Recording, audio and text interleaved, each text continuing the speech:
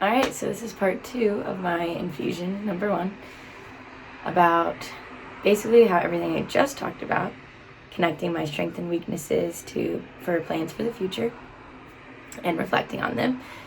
Now I'll be talking about how I will use those to hopefully make a positive impact on a company or team. So I talked a little bit about how I am as a captain, as a leader on my current team that I'm on.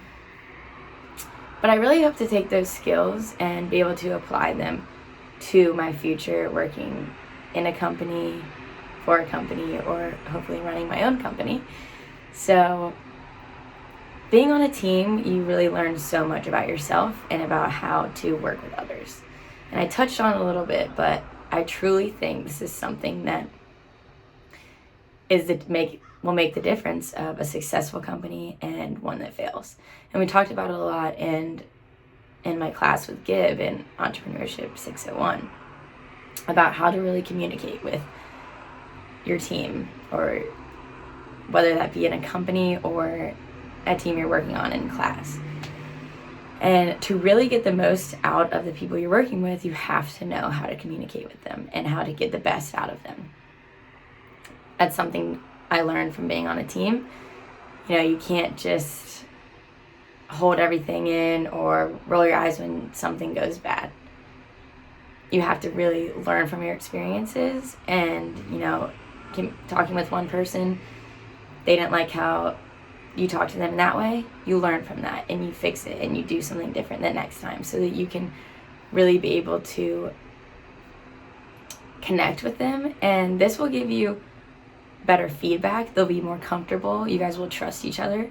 And I think that's a huge building block when running a company or working in a team, is having that trust. Because without that trust, nothing's going to get done. There will be no production and people will quit. People will be mad at other people and nothing will, get better.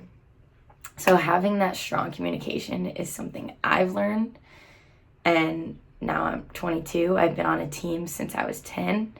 And that is my huge takeaway from volleyball, being a captain, is really learning how to mesh with others. You're not always going to be best friends with the people that are on your team, but learning how to put your skills to work together to accomplish a greater goal is something you can't just learn from a textbook. You have to be in that scenario and learn from your mistakes. Trial and error. That's what it's really all about.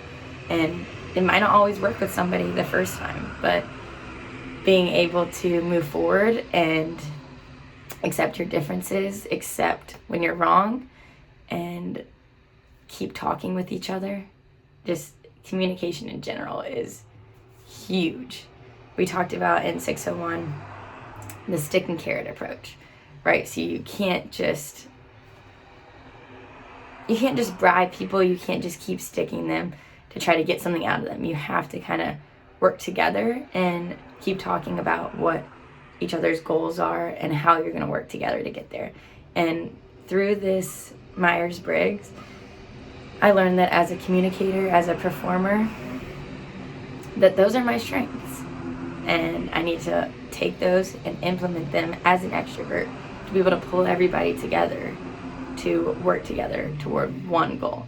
And I really think that through my strengths and conquering some of the weaknesses that were mentioned, that is something I can do and contribute toward a team in the future and in my everyday life right now, is to hopefully allow everybody to be able to feel comfortable and trust each other so that we can win on my team right now or be successful in the company that I work in the future.